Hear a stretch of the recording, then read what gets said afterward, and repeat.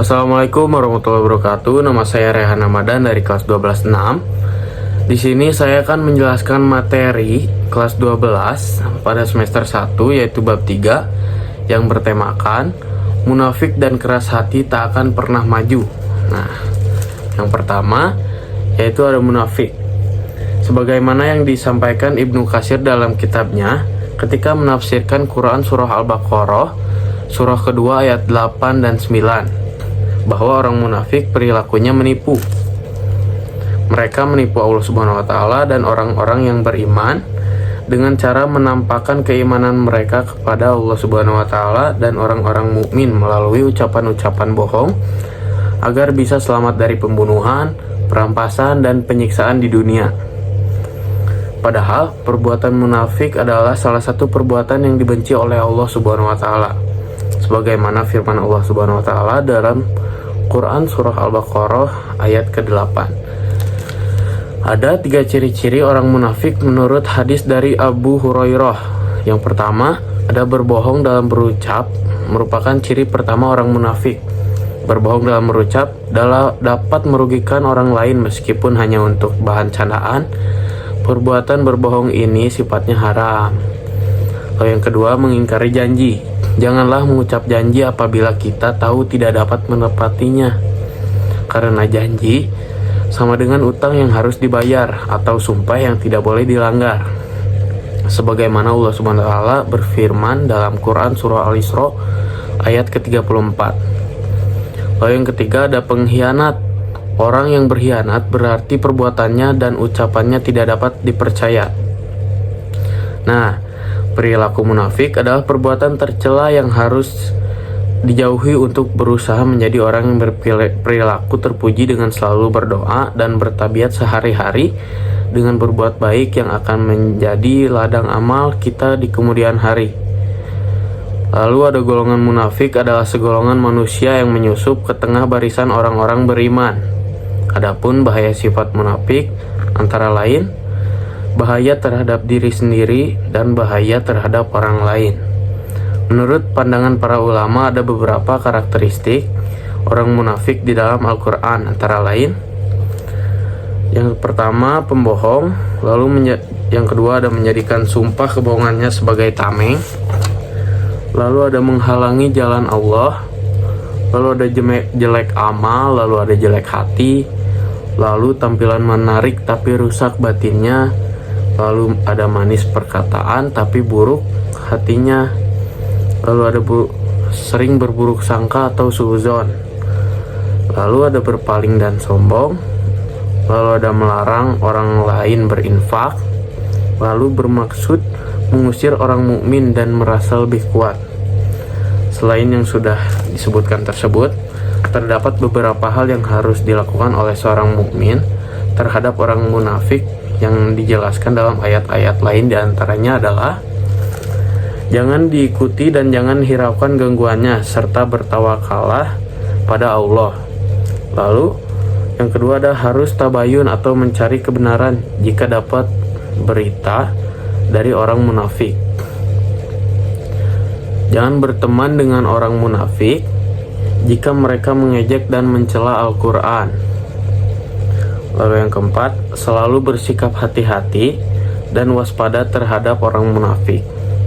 Lalu yang kelima, tegas dan bersikap keras terhadap orang munafik.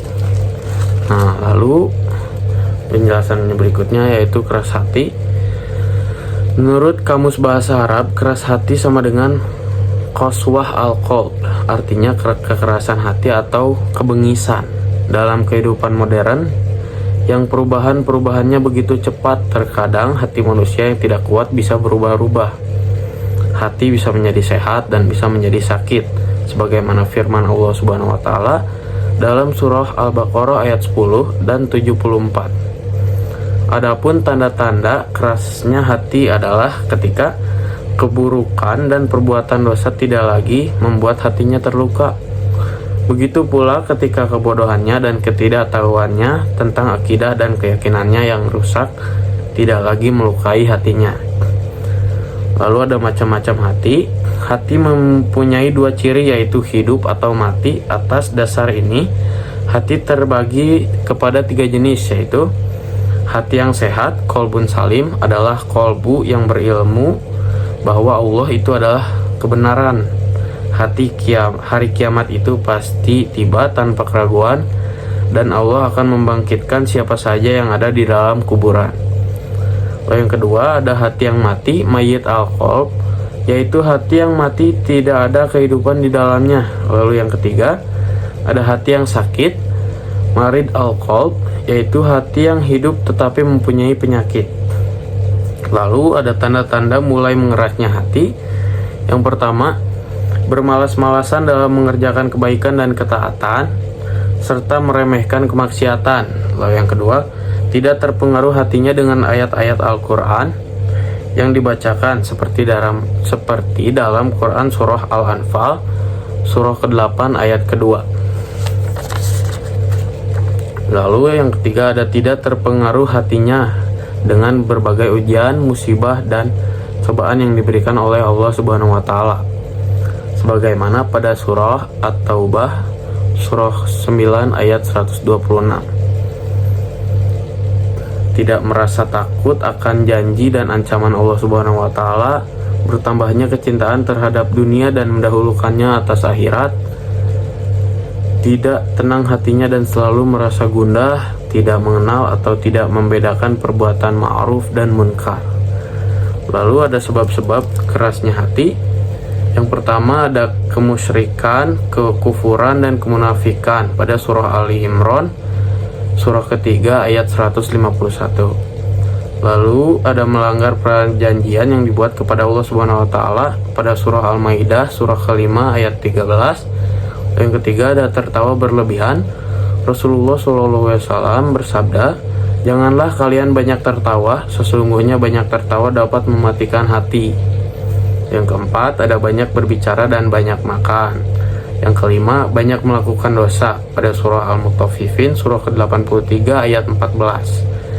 Lalu yang keenam, ada lalai dari ketaatan pada surah Al-A'raf surah ke-7 ayat 179. Lalu ada obat hati yang keras. Yang pertama, beriman kepada Allah Subhanahu wa Ta'ala dan selalu meningkatkan keimanan.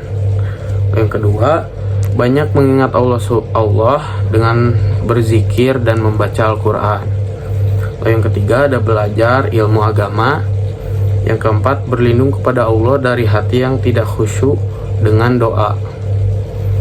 Yang kelima, ada berbuat baik terhadap anak yatim dan orang miskin. Yang keenam, banyak mengingat kematian dan berziarah kubur. Lalu yang ketujuh, ada menghadiri majelis taklim dan majelis nasihat. Yang kedelapan, yaitu menjauhi sebab-sebab terjadinya fitnah dan dosa. Lalu yang kesembilan, ada makan makanan yang halal. Yang kesepuluh, ada sholat malam. Yang kesebelas, ada beribadah dan mendekatkan diri kepada Allah.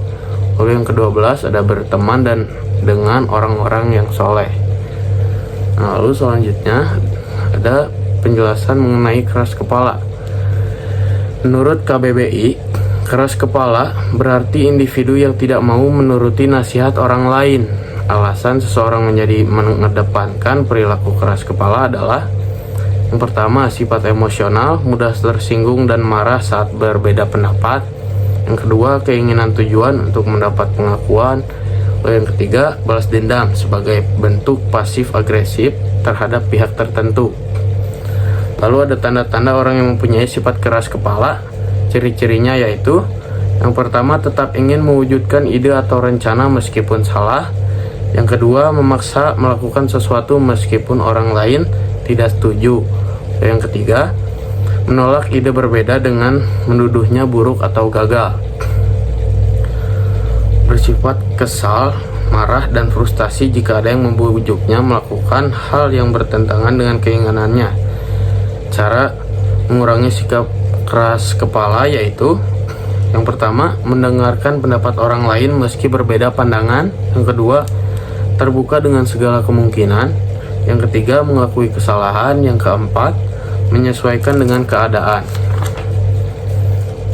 Ya, sudah cukup untuk materi dari munafik dan keras hati.